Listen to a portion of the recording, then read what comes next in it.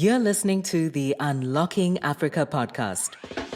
From the music to live events, sports, for the last 30 plus years. And that's really my passion. That's what drives me. The thing about the Nigerian music industry is that it's endless. We're blessed with hundreds of genres. We've had literally hundreds of superstars because Afrobeats in itself is a fusion music, which is what we always do as Nigerians and as Black people, we fuse. So it's Afrobeats culture to the world. It's not just the music. The music is coming with the dance, with the attitude, with the fashion, and with the food as well. Technology is as much a part of the movement as anything else, kind of created democratic access for the African. Stay tuned as we bring you inspiring people who are unlocking Africa's economic potential. You're listening to the Unlocking Africa podcast with your host, Tessa Adamu. Welcome to the Unlocking Africa podcast, where we find inspirational people who are doing inspirational things to unlock Africa's economic potential. Today, we have Obi Asika, who is globally renowned for his work in Africa's creative industries, entertainment, events, music, and sports. He also is part of Africa's Soft Power Project, sits on the board of Nigerian Olympic Committee, and co-founder of Social Media Week Lagos. Welcome to the podcast, Obi. How are you? I'm good, man. Thanks a lot, and thanks for having me. And congrats on the podcast, man. It's an important one. Thank you. I know you're extremely busy, so I appreciate your time, and it's great to have you on the podcast. As always, I like to start from the beginning, so please introduce yourself and tell us a bit more about Obi Asika. Yeah, hi, my name is Obi Asika. I'm based primarily out of Lagos, Nigeria, but obviously, I grew up in the UK. I moved back here in 1990, which feels like yesterday, but it's not quite yesterday. So my background professionally was law, it's at a law degree out of University of Warwick in the UK. But even back then in the UK, I was promoting clubs and DJing and doing stuff in the sort of underground music industry. I actually did a major rave called Biology in October 89, where we were something I've been trying to do my whole life, converge different scenes. If you remember, the rave scene was kind of driven by house music and rave music. Yes. Yeah, but I was more like a hip hop head. So we partnered with Def Jam and Russell Simmons and flew in Public Enemy and a bunch of people and tried to do this enormous rave in October 89. We sold like 40,000 tickets. Wow. So we had dreams of being rich when we were in university, but unfortunately we had to cancel the event, which is a different story. One day we'll make a movie about it. I look forward to that. Yeah. It was drama, man. But I moved back here in 1990. And I've always been, I'm an entrepreneur, so I've worked oil and gas, real estate, all the normal stuff. Been sort of playing around that space from the music to live events, sports for the last 30 plus years. And that's really my passion. That's what drives me, and sort of building bridges both within Nigeria, within the continent, and the global Black diaspora. So yeah, that's me in a nutshell. Amazing. So you've gave great insight into, I guess, the early days of your introduction to the world of business, entertainment. So, I probably know you or recognize a lot of your work and contribution to the early stages of the Nigerian music industry. I can't have a conversation with you without kind of delving into that part of your life. So I was hoping you could tell us a bit more about your early work in the Nigerian music industry. Yeah, well, the thing about the Nigerian music industry is that it's endless, right? We're blessed with hundreds of genres. We've had literally hundreds of superstars. And even by the time, it was quite funny because earlier this year, I was honored to be put into the first round of the Afrobeats Hall of Fame. Oh, wow. Yeah, it was big, but I was going in with a bunch of legends. But I tell you what, King Sunny Ade was a legend when I was 20 years old, and he was coming in with me. And I was telling him it was embarrassing. He should have been honored like this 30 years ago, right? Yes. But I think from our perspective, I was very much a hip hop head. I was very much hip hop. And we were sort of coming with the attitude of hip hop, which was more to do with, we will be heard, you will listen to what we have to say, and we're going to do what we do, right? And that was the attitude we came with. And this is like the late 80s into the early 90s. And I just completed a docuseries called Journey of the Beats with Showmax, which is streaming worldwide. which Yes. actually tells the story of, doesn't really tell my story, but it tells the story of the evolution of our music industry and how we've arrived where we've arrived. I mean, personally, yes, definitely we had some impact in that. My record label, Storm Records, and partners and artists. And because we built it like a movement, right? We weren't really building just for our label or our artists. So I would say maybe 20 years ago, the early 2000s, we began to really take it. I began to really take it seriously again. I felt the talent level was there. I felt that it had progressed from us mimicking Americans to sort of finding our own lane and finding our own inflections in the way in which we expressed it. And that's how hip hop domesticated. Because for me, when hip hop domesticated fully, it became Afro beats, right? Yes. Because Afro beats in itself is a fusion music, which is what we always do as Nigerians and as Black people. We fuse, right? We move multitudes and we move across the Atlantic back and forth for the last 250 years. And kind of this whole expression that you're seeing right now is the globalization of our youth culture. So it's Afrobeats culture to the world. It's not just the music. The music is coming with the dance, with the attitude, with the fashion, and with the food as well. So I love to see it. I mean, it's an incredible thing to see. To come from your bedroom to the O2 is something that, you can't take it for granted. There was no roadmap for what we're seeing now. There was no pathway that suggested it was even possible, because I'm sure the structures of the built global music industry were not in favor of Africa, were not in favor of Africans and African original talent breaking through, because there were no ways to break through.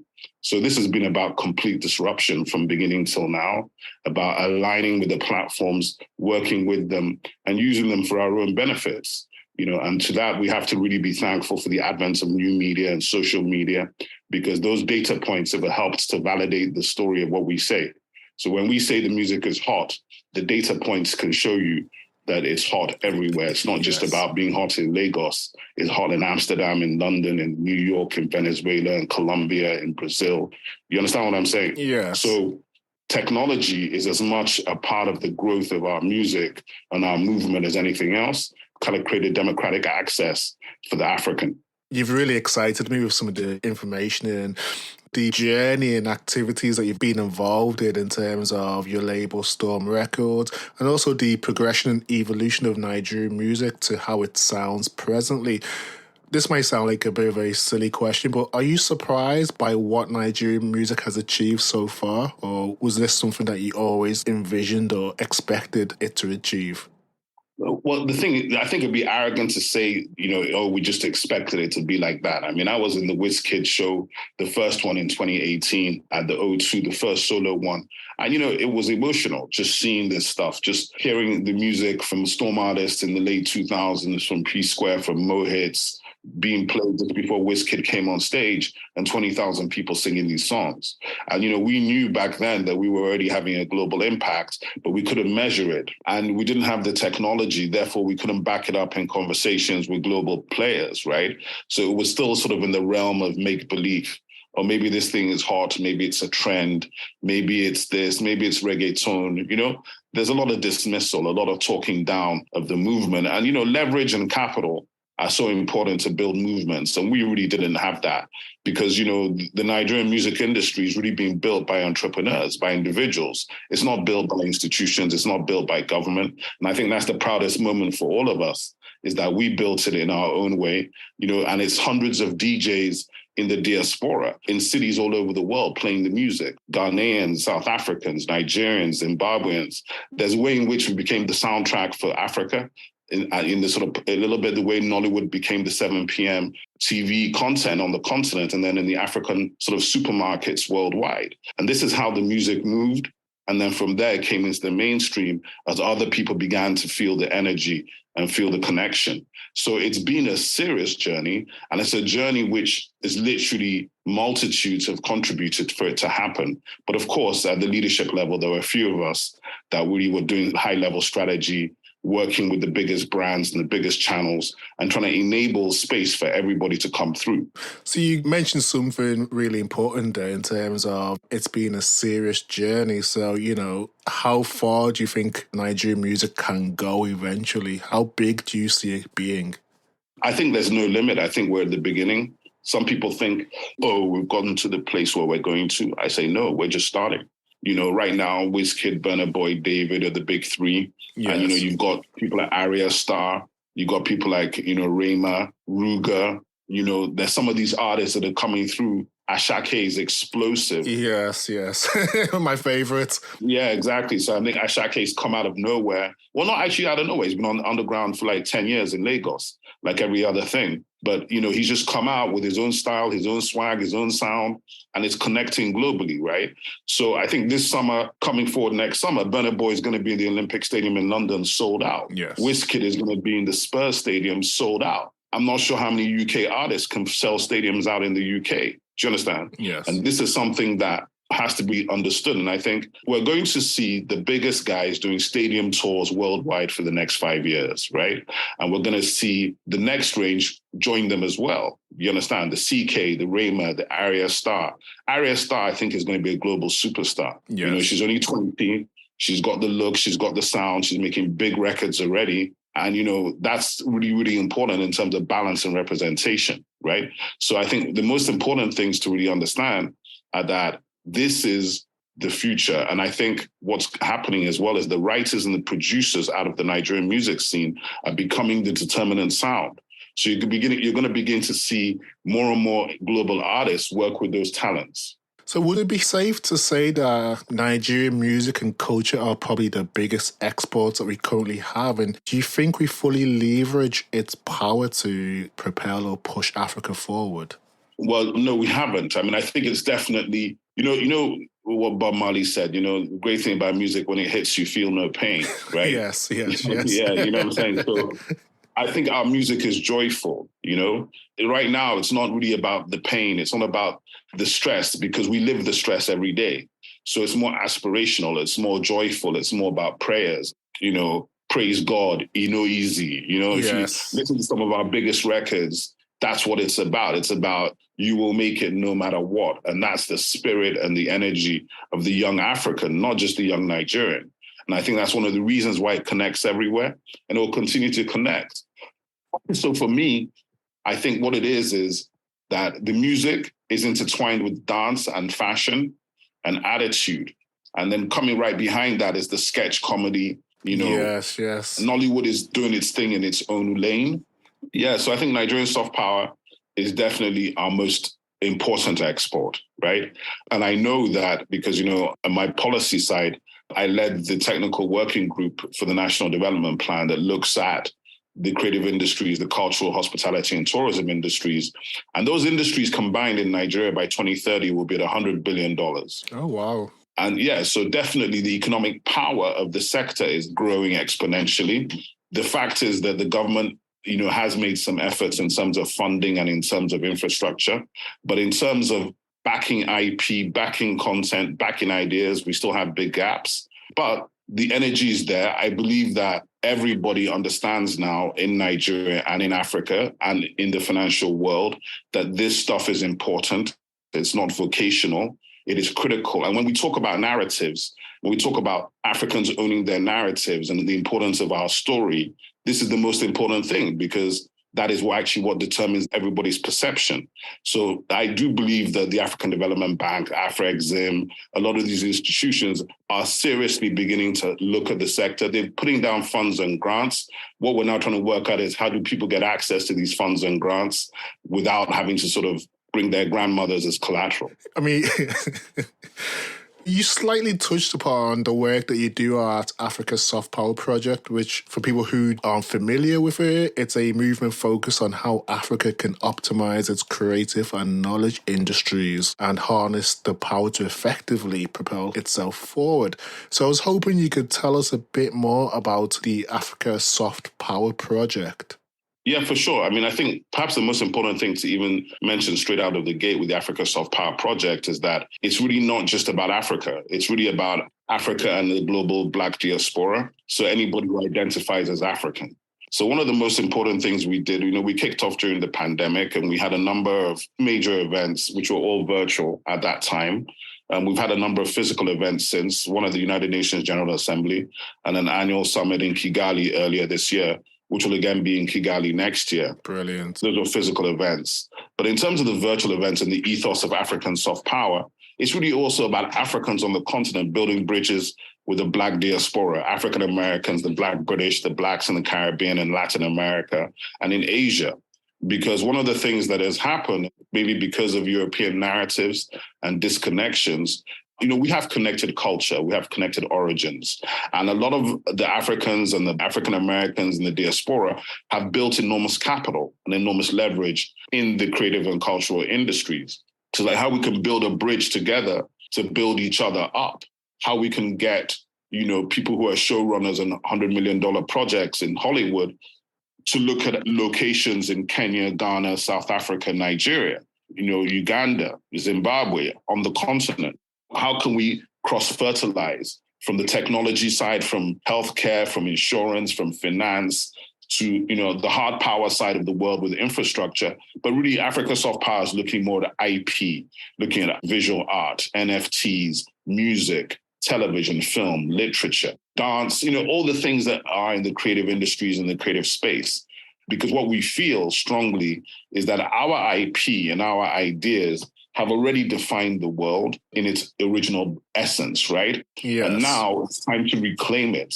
There's a beautiful piece and poem, which I'll share with you, by D.K. Chukwumereje, who's almost like a Nigerian poet laureate, that I asked him to commit, that I commissioned from him. And the first line he says is something like, innovation is not new to Africa. No. We are the first masters of iron and metal. We built the pyramids. You understand? The mathematics that is embedded in our ecosystem and DNA, the binary code in Ifa, the numerology of Igbo Scientology. Yes. These things are deep within us already, but a lot of times, because of European dislocation, we've disconnected from our essence, right? So we have not been able to engage our inner essence. It's why I always say, what's the difference between Thor and Shango?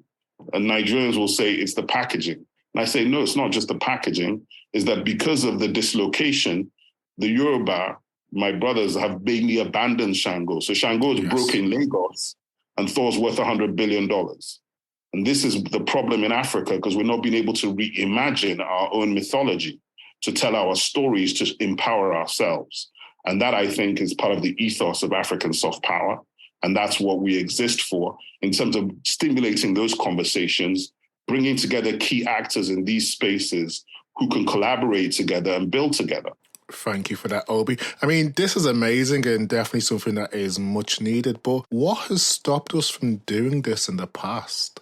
Well, I think there's many factors. 500 years of white supremacy, camouflaged as literature and poetry and culture, has obviously had a strong impact, which has led to institutional racism and also to a form of defensiveness in the African himself. So you see, the African is more religious than the people that colonized him today, right? And this is simply because of the fact that we were very spiritual people in our original essence. So it was relatively easy to bring us into a new construct. And in these new constructs, we have now found it easy to shed our origin. And I think that dichotomy, that matrix, lies at the heart of the problems for many Africans. There's a dual heritage in the African. I am a titled man from my hometown in Onitsha. We've taken our titles for 600 years on the same land. There's nothing that will stop me taking my title. At the same time, some people will say, it's against the church. And I'm like, that's impossible. Yes. I'm older than the church. I can't be against the church. Do you understand what I'm saying? Yes. So I think that is a difficult conversation for many Africans because they have a linear point of view when it comes to religion and faith. Whereas I think that as Africans, in our actual original essence, we're much more accommodating. It's a bit like the way the Chinese and Shinto Buddhism, and they look at the way nature connects to nurture and to humanity, right? And if you think about ki that the Asians, the Japanese, and the Chinese key into, ki for me is exactly the same as chi, which is the Igbo essence, right? Which is your inner God, which some people call instinct, but it's your inner God, it's your inner consciousness. So this is something that the Yorubas have. Many Africans have this in their original cultures, and we feel it every day when we walk through the world, that feeling of, I've been here before, I've seen this before. Something is telling me this area is dangerous for me. These are not things we should ignore. These are things that are powerful that separate us from the rest of humanity and give us something that enables us to walk through these worlds, which have been primarily hostile to us for a long time, with a little bit of self-discovery and self-knowledge. So for me, I think these are some of the reasons why Africans have not been able to fully express themselves, because we haven't fully engaged ourselves, right? We're still sort of at the edges of it and dealing with that. But I think part of what you're seeing with the Afrobeats revolution and evolution is that knowledge of self, that sense of self-pride, that inner being, that inner sense that, hey, we are somebody, we are from something, and we have created so much in this world already, even if it is hidden from most, and I think this is what is important. I mean, as you're sitting in the UK, yes, you have all these SOPs like Black History Month, but who's actually teaching anybody Black history? Who's actually teaching anybody the knowledge of how Othello happened? It's not just a random thing. There's 700 years of Africans invading and running and conquering the north of Spain, today known as Andalusia. This is not something that Europeans really understand or carry in their heads, and let alone us Africans. So I think it's about self-study and self-knowledge. I'm a curious person. I'm a history buff. So I spent a lot of my time reading up around the subject matters. And, the advent of social media has created so many channels on YouTube where you can dive into these things. And, of course, there are always some people on the extreme levels of these things. But the reality is, from authors like Cheikh Diop, who sort of unraveled Egyptology, which is basically a European construct of Egypt, and really brought it back to its original science. These are important people whose stories need to be told. For me, African stories, if we really think about it, billions of pounds have been spent on movies of African wildlife, okay? As we're sitting here in 2022, less than 5% of that money has been spent on telling the stories of African people. And that is our responsibility, to tell our own stories. That is the big gap, right? For me. No disrespect to the wildlife. I love wildlife. No, I totally understand where you're coming from. I love wildlife, but when you think about it quite objectively, it's extremely true. Yeah. I mean, the wildlife's important. How many films have you seen of the Serengeti, And how many films have you seen of the people who actually have to live in the Serengeti? None. Yes. Very true. Very true. Extremely enlightening. Thank you for sharing that, Obi. So, I mean, if we look at what you do at Africa's Soft Power Project, what is the overall mission? What would success look like to you? To be honest, I mean, first of all, you've got to talk about the founder, Nkiru Ballon, who really came up with the whole concept, because she's heard me talk about Nigerian soft power for a decade, right?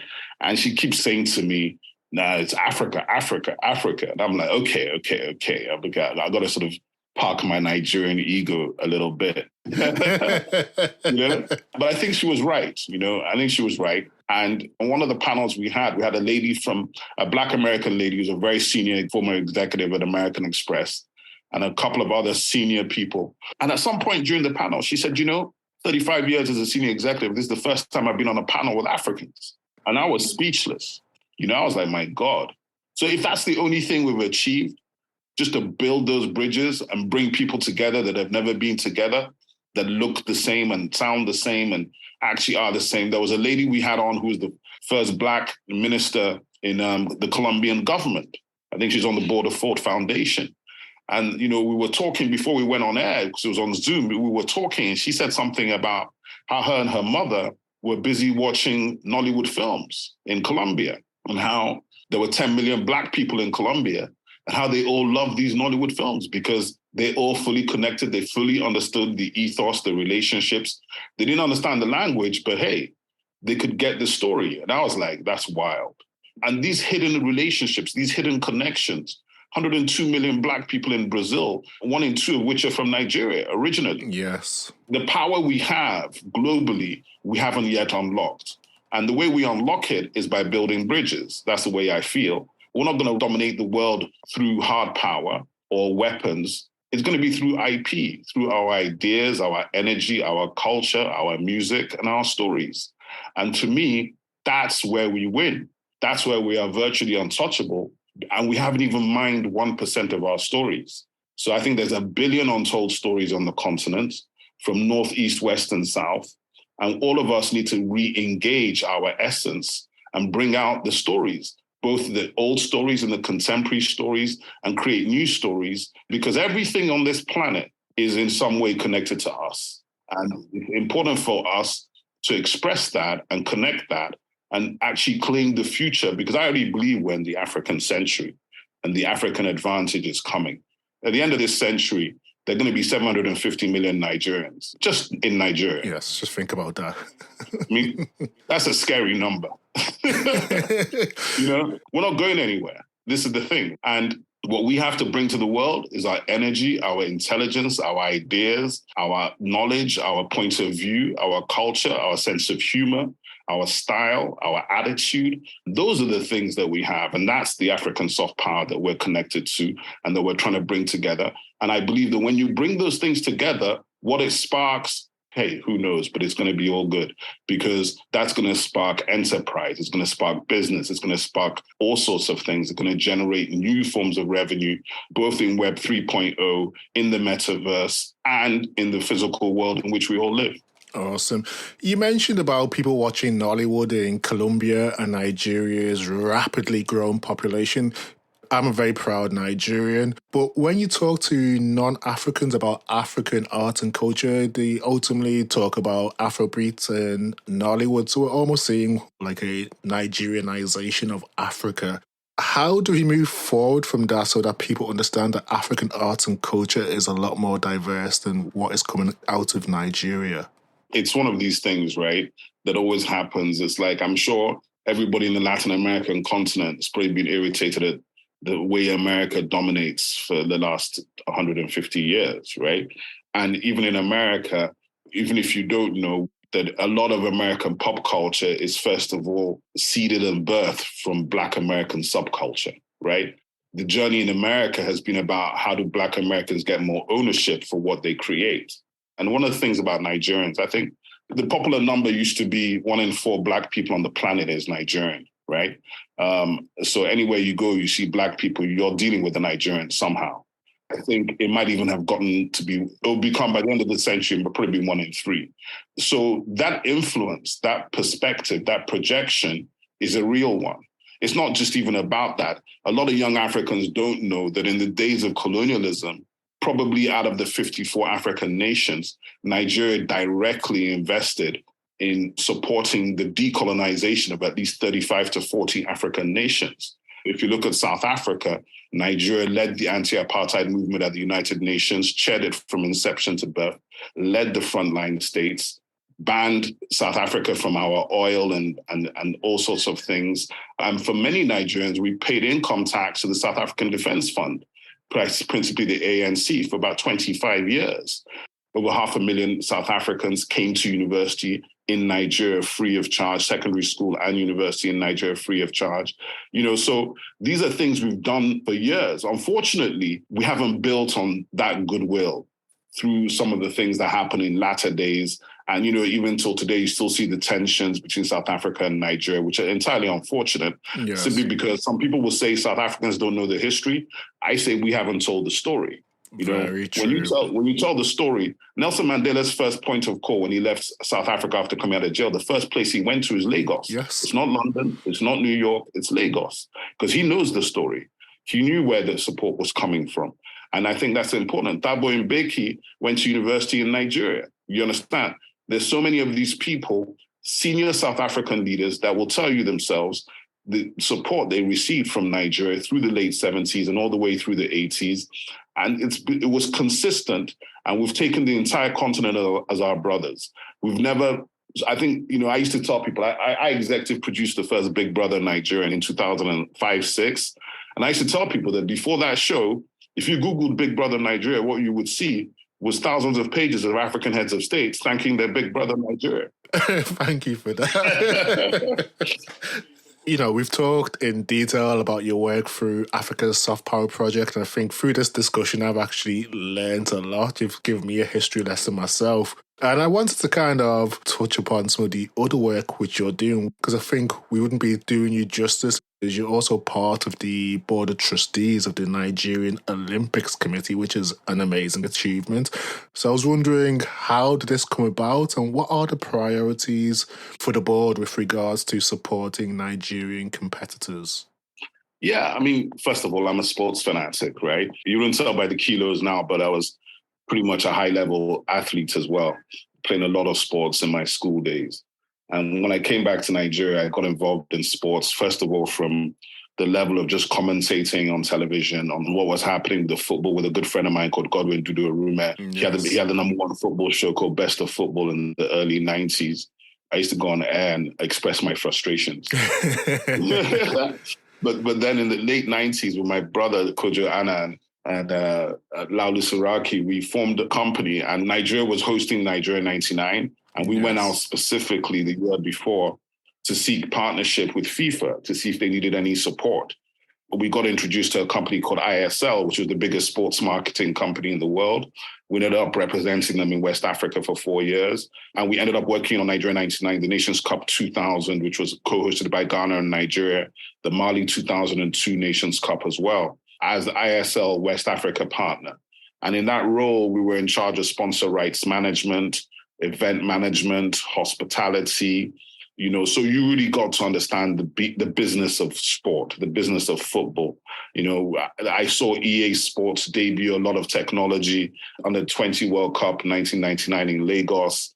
You got to be running the tournament, working with the FIFA people, working with the technology people, and understanding the business of sports marketing. Yes. They were the biggest sports marketing company in the world. So that was my first big introduction. We then went on to represent the Black Stars of Ghana for a couple of years in the early 2000s. By the way, congrats to them. Yeah, that's amazing. On winning the game. It's very, very important for us. Even though it pained me, they knocked us out of the World Cup. But, Ghana, my brothers. So on the sports side, I've always been involved like that. I always come at sports from the perspective, not just directly of sports, because I believe firmly in sports development, sports in schools. One of the big problems in Nigeria is we don't have organized sports in schools. We don't have a proper pipeline for talent discovery. So talents are just coming in haphazardly, and sports is not given the sort of essence it's given in maybe in the UK, in South Africa, in Australia, where sports is top of mind. Sports is 50% of education. It's not treated like that here. And I think that's a big cultural miss for Nigeria, because our sports is like our nation, right? We have the potential to be top 5 in about 20 sports worldwide at the same time. Very true. Rugby, football, track and field, boxing, basketball. These are all sports that Nigerians, without much support, are already world class. If we actually build the infrastructure for coaches, for training and development, really there's no limit. So over the last 5 years, I've been an advisor and a part of the Nigerian Economic Summit Group, which is by far the most important public-private partnership group that works to advise government on policy. So as part of the expert group on sports, we've been working on a sports policy for the last 4 years, led by a lady called Nkechi Obi. And that sports policy got passed by the federal cabinet a few months ago. The stakeholder process went through about 3,000 people, went through 8 ministries of government. Brilliant. And went through all the sort of private sector players as well. So now an SPV was formed by the NESG called Sport Nigeria, where I happen to be a director. And Sport Nigeria is focused on unlocking sports as a business, right? So looking at Spaces for Sports, which is a venue-driven program, looking at how we can get more facilities into the country. We have 770 local governments. We have 36 states plus the FCT. We have 40 stadiums, but our stadiums are not part of the community. They're not connected to the communities. They're sort of dislocated. So it's about rethinking how those facilities are working, putting more sports facilities into schools, making sports part of educational curriculum at a more important level. So really, you're right, it really is about grassroots development. And then from there, giving the domestic leagues more commercial opportunities, because as you create a better spectacle, then the sponsors come on board and then the eyeballs follow, right? In the 70s in Nigeria, the football league was massive. The biggest clubs were enormous. Today in Nigeria, very few Nigerians know the names of players in the domestic league. Yes. And some people erroneously think it's about the foreign leagues. I said, no, it's about your domestic product. When you get your domestic product right, everybody will follow and watch, because I'm sitting in Lagos. I'd love to drive down the corner and watch my home team. That's exactly how football is. It's about sports and it's in the community. So it's a journey like everything else. And my journey has landed me on the board of trustees of the Nigerian Olympic Committee, which is an absolute privilege and honor, something that I would never even have imagined, to be honest, because it's not like we were doing this thing for appointments. This is just something that just came as a result of, I guess, interactions and knowledge I've shared in conversations over the years and interventions we try to make. So what we're hoping to be able to do with the NOC is to help them to sort of connect to the strategies of Sport Nigeria, to connect to the communities more, and to find better ways to develop grassroots level involvement in sports. Because I do feel, I mean, it's frustrating, for example, when you see the Olympic 100-meter final and I don't see a Nigerian in the final, it's painful, because I'm looking at the Jamaicans and the Canadians and the Americans, and I'm thinking these are all Nigerians anyway. So it's just about infrastructure and investment in the talent. Do you understand? So that's really the difference between us and everywhere else. If we focused on it the way Kenya focuses on it, the way South Africa focuses on it, the way Australia focuses on it, then we would never miss a World Cup. We would never be missing at any event, World Athletics Championships, finals. We will be on what I call a global award tour permanently. It sounds like there is a lot of amazing work going on behind the scenes and at the grassroots level. But as you mentioned, it is a journey, it's a process. So, being optimistic, how many more Toby Amusans can we expect in the near future? Well, the thing about it is this: there's at least 1,000 Toby Amusans sitting in Nigeria. The issue here is discovery and development, right? But if it's the raw talent, I don't think there's anywhere on the planet that has as much raw talent in terms of sports as Nigeria. I think, here, it's the home of sports, especially sprints, boxing, athletics, basketball, football, rugby, these kind of sports, because our physicality is incredible. The hand-to-eye coordination is top-notch, and confidence on the ball and in possession is also top-notch. So when you have all of these elements together with the skills to execute, you're going to be world-class. There's world-class talent everywhere in Nigeria. What we don't necessarily see are the world-class coaches and then the world-class thinking to help in developing that talent and pushing them in the right direction. So I think those are some of the gaps we need to fill. But yes, I think Toby Amusha, I was pleased to have met her a few months ago. And, wonderful girl, wonderful story. I've been following her for years. It's just wonderful to see when somebody who's that dedicated and who puts in the work gets the rewards while she's actually doing what she's doing. And, she made everybody proud, not just Nigerians. I think she made all Africans, all Black people proud. Awesome. So from where I'm standing and listening in, the future sounds quite positive, quite bright when it comes to Nigerian athletics, football, sports in general. So where do you see Nigeria in 5 years' time in how it leverages its soft power to move the country forward and also the continent forward? It all depends on leadership, right? If we have the right leadership at the political level that really keys into the leverage and the power that has already been built, Nigerian soft power already has 1 billion followers, right? Okay. The accumulated followers of our talents is over 1 billion in social media. If you're able to key into that energy and back it the right way, not just with money, because throwing money is not necessarily the issue, but back it the right way, strategically, then I think you will find that Nigeria's foreign policy, Nigeria's image will improve exponentially. And if we get our governance issues right, so that we provide a better quality of life for our citizens and a more hope for our people, because at this point in time, I think you will find that the thing that gives our people hope is the Nigerian soft power, okay? The shining light in the darkness is the Nigerian soft power. And we've got to keep that light on, because everybody needs hope in their lives. Awesome. Thank you for that, Obi.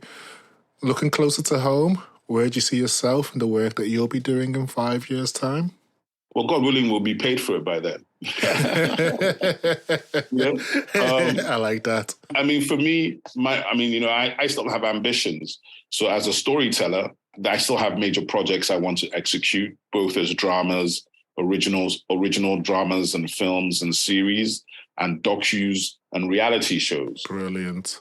So yeah, the next 5 years, I've gotten back into production. I was privileged to bring all the biggest formats here 15, 16 years ago, having produced Big Brother Nigeria, The Apprentice Africa, Dragon's Den, also created formats like Niger Sings and, even Vodafone Icon and produced that over in Ghana. So for me, the next 5 years is about bringing more original formats live, original dramas as well, because that's something I haven't done. And then more feature documentaries. So on the storytelling side, I want to see that happen. On the sports side, we want to see some noticeable improvements in our Olympic journey and our sports development. With Sports Nigeria, it's just to see how we can build out the spaces for sports programs and open up sports as a business in the continent, and continue to do that work to sort of try to affect positively these spaces in which I operate in the cultural and creative industries, in sports, in tech. I mean, I'm part of the group that led the Nigerian Startup Act, which is just going live now as a bill. And that's been an incredible experience, led by Oswald Gobadia, who's an old friend of mine. I was part of the private sector board there. And, these are things that comes from the side of me that is to do with ecosystems. I'm always beat about ecosystem and trying to build those ecosystems and help to increase the space. So we've seen a lot of development. We've seen a lot of companies come from nothing and generating incredible value. And, I hope to be here to see that continue. So you've achieved so much, and it sounds like there's so much more that you have planned that you want to do in the future. So yeah, I want an Oscar, man. Oh, brilliant. I'm sure it's on its way. Quote of the week. As people, we often have quotes, mantras, African proverbs, or affirmations that keep us going when times are challenging or when times are good. Do you have one that you can share with us today? I kind of have one, but I don't know whether it's necessarily African. Years back, I was in New York with my brother Kojo, and something he said that's always stuck in my head. We were talking about something, and somebody came into the conversation. I can't remember who said it, whether it was him or the other person. But it always felt powerful. It said, don't talk about it, be about it. Brilliant. And I thought that's like the realest thing. A lot of us talk, but not many people live what they talk about. So try to walk in those footsteps to manifest what it is that you're talking about. And I'm proud of the fact that we're part of the people that gave birth to this expression called Afrobeats that is globalizing at the speed of knots. And it's happening in an organic way through connected culture, which is something that we projected 20 years ago. And people said we were mad, but here we are today. Amazing, amazing. As we're coming to the close of today's conversation, it's one of those conversations which we could talk all day. Yeah, that's it. Do you have any closing remarks, final calls to action for people who are interested in what you're doing? Do you want to know a bit more about Africa's Soft Power Project, your work in the entertainment and creative industry in Nigeria and Africa-wide? Yeah, I mean, like I said, Nigeria and Africa, yes, but we're global, right? So yes. My brothers Bihai, Rock Nation, Marcus Glover, Rob Marriott in New York, we've been maintaining relationships for 20, 30 years across the bridge. I call it the global Africans, so, I don't really do separation. I think separation is kind of what is the secret sauce that Europe used with the African, right? Yes. I just see that we're all the same. We have very much connected culture, collective objectives that are pretty much the same. And I think that the sooner we understand that, the sooner that the African understands that African Americans, just in their consumer spending every year, spend the GDP of Africa. So we have to begin to respect African Americans and their wealth. I think that's really, really important, because I think people don't necessarily think about it in that way. They're still looking to the white gaze for validation, when I don't think we need that in 2022. We have enough within us. We contain multitudes. And I think it's time for us to let go of the insecurities, embrace each other, and build that collective bridge. What a way to end today's conversation. That has been a very refreshing conversation, extremely enjoyable, enlightening. I've learned so much from your wealth of knowledge. So thank you for joining me on the podcast today. Thanks for having the patience, man. No problem. No, it's been great. It's a real pleasure to be on. And anybody who wants to connect to Africa Soft Power, check out the website, check us out on social media. Social Media Week Lagos is rested, but we had a good 10-year run. Yeah. Brilliant. Thank you, Obi. And I look forward to keeping in contact and watching what else you do in this exciting space that you're working within. So brilliant. Thank you for giving us your time. Thanks a lot, man. And watch Journey of the Beats and let me know what you think. It's on Showmax. You can see it in the UK. I will definitely be looking out for it, and I'll watch it soon and give you my feedback. Pleasure, man. Look forward to it. Speak soon. Take care. All right, man. Take care. Champion. Thank you to everyone who has listened and stayed tuned to the podcast. If you've enjoyed this episode, please subscribe, share, or tell a friend about it. You can also rate, review us in Apple Podcasts or wherever you download your podcast. Thank you, and see you next week for the Unlocking Africa podcast.